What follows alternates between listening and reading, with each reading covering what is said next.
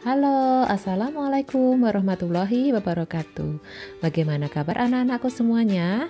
Semoga semuanya selalu sehat dan tetap semangat.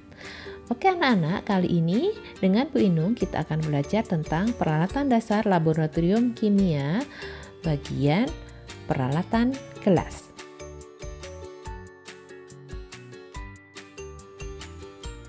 Untuk alat yang pertama, ini adalah gambar dari tabung reaksi.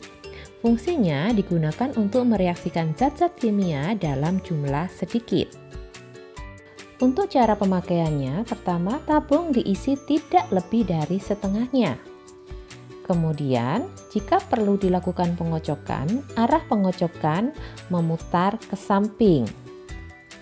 Dan jika perlu pemanasan, harus dilakukan dengan hati-hati. Tabung dipegang miring, ini megangnya menggunakan penjepit tabung reaksi ya. Kemudian mulut tabung diarahkan ke ruang kosong. Alat berikutnya yang seperti gambar ini namanya adalah gelas beker atau gelas piala. Ada juga yang menyebutnya sebagai gelas kimia. Fungsinya adalah sebagai wadah untuk menyimpan dan membuat larutan. Kemudian bisa juga digunakan untuk mengukur volume larutan atau bahan yang tidak membutuhkan tingkat ketelitian yang tinggi. Gelas beker juga bisa digunakan sebagai wadah untuk memanaskan bahan di atas hot plate atau api.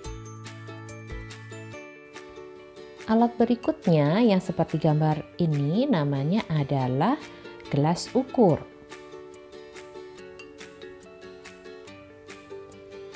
Gelas ukur ini fungsinya untuk mengukur volume zat cair.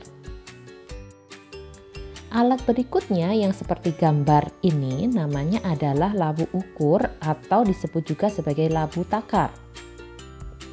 Fungsinya adalah untuk membuat dan atau mengencerkan larutan dengan ketelitian yang tinggi. Perhatikan yang Bu Inung lingkari merah ini adalah batas leher. Jadi, jika kita ingin membuat larutan dengan volume tertentu seperti yang tertera pada labu takar, maka permukaan dari larutan tersebut harus tepat pada batas leher tersebut.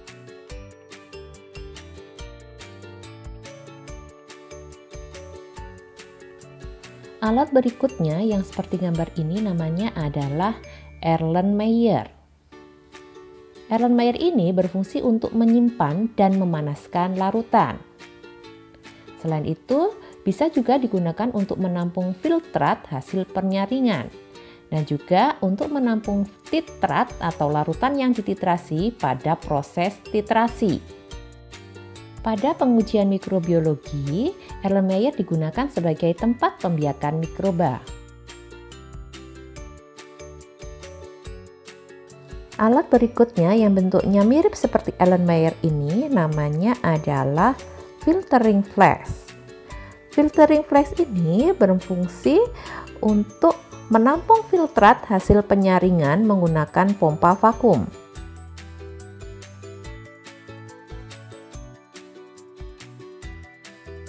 Bentuk filtering flask memang mirip dengan Erlenmeyer.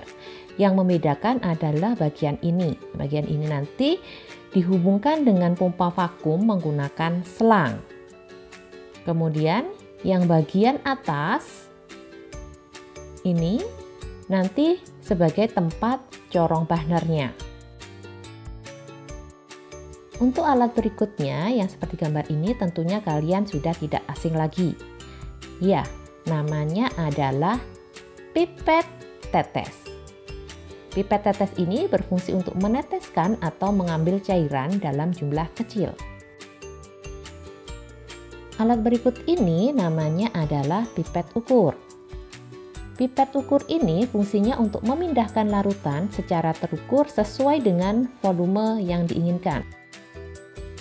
Pada pipet ukur ini terdapat skala yang menunjukkan ukuran volume. Skalanya dimulai dari 0 sampai dengan volume maksimum yang tertera pada pipet ukur tersebut. Alat yang seperti gambar berikut ini namanya adalah pipet volume atau juga disebut sebagai pipet gondok. Kenapa disebut sebagai pipet gondok? Karena di bagian tengah alat ini terdapat bagian yang menggelembung menyerupai gondok. Fungsinya adalah untuk mengambil larutan dengan volume tertentu sesuai dengan label yang tertera pada bagian yang menggelembung pada bagian tengah pipet.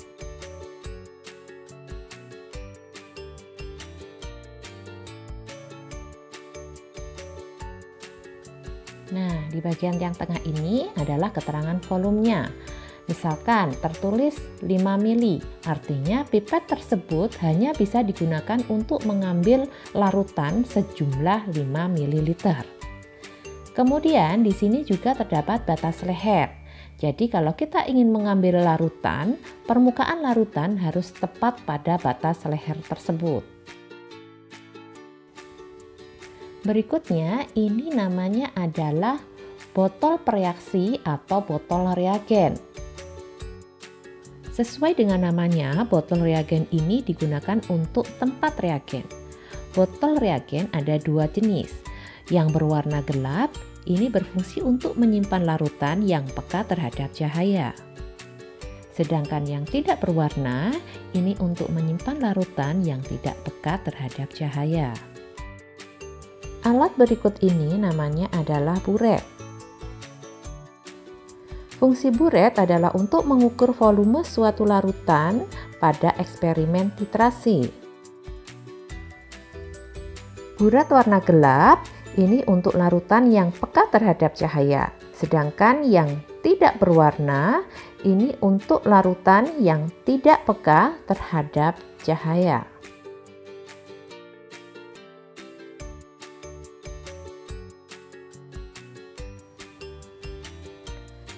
Pada bagian bawah buret ini terdapat keran. Jadi jika kita ingin mengeluarkan cairan dari buret, kita tinggal memutar bagian kerannya. Alat berikutnya ini namanya adalah kaca arloji. Fungsi kaca arloji diantaranya adalah untuk alas pada saat menimbang bahan-bahan kimia. Kemudian sebagai penutup saat melakukan pemanasan terhadap suatu bahan kimia. Dan juga bisa digunakan untuk alas saat mengeringkan suatu bahan dalam desikator. Berikutnya adalah botol timbang. Fungsinya adalah untuk wadah menimbang bahan-bahan yang bersifat higroskopis.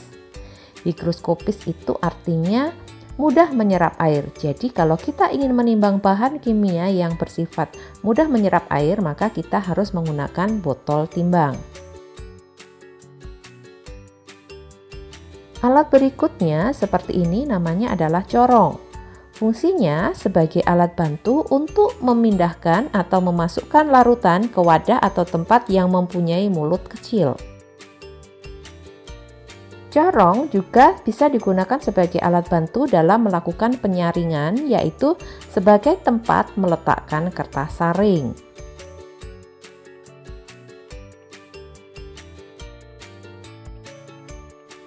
Ini namanya adalah corong pisah.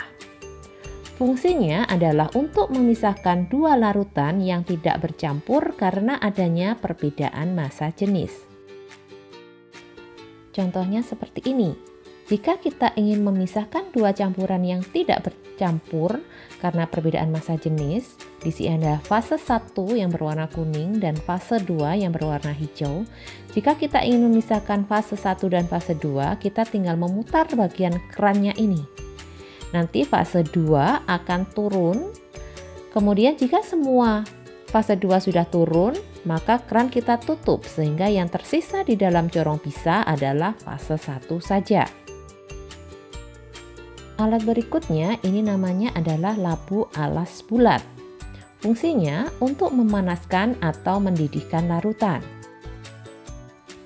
Sedangkan yang seperti ini namanya adalah labu destilasi. Fungsinya adalah untuk memanaskan atau mendidihkan larutan dalam proses destilasi. Alat berikutnya yang seperti ini namanya adalah desikator. Fungsi desikator adalah sebagai tempat menyimpan sampel yang harus bebas air dan untuk mengeringkan padatan. Berikutnya, ini adalah kondensor Liebig. Fungsinya adalah sebagai pendingin uap panas, biasanya digunakan dalam proses destilasi. Gambar ini merupakan set peralatan destilasi. Jadi kondensor Liebignya itu ada yang berwarna biru itu.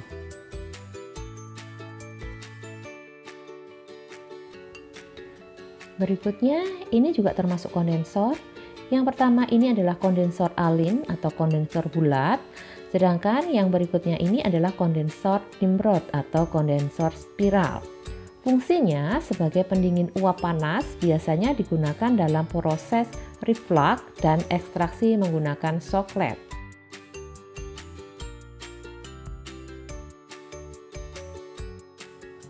Yang seperti ini namanya adalah shock lab.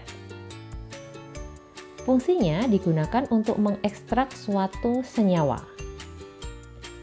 Penggunaannya itu harus dipasangkan dengan lampu alas bulat dan kondensor. Seperti ini bentuknya.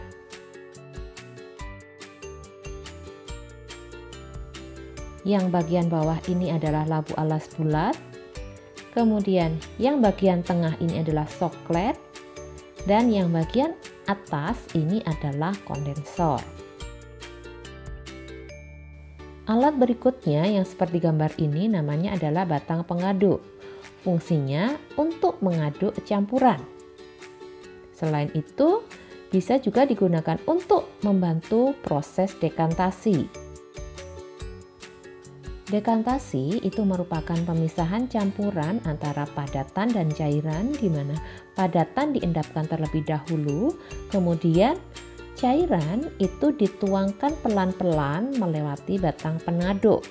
Batang pengaduk di sini berfungsi untuk mencegah supaya padatan tidak ikut turun bersama cairan. Gambar berikutnya ini adalah pembakar spiritus. Fungsinya adalah untuk membakar zat atau memanaskan larutan.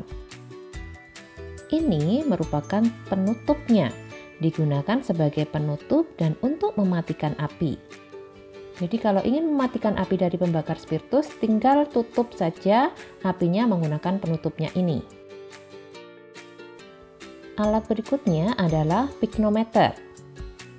Piknometer fungsinya untuk mengukur massa jenis zat cair.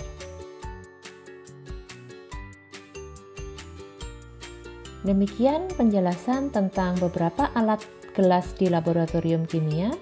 Semoga bermanfaat. Jika ada pertanyaan, silakan tulis di komentar. Terima kasih. Wassalamualaikum warahmatullahi wabarakatuh.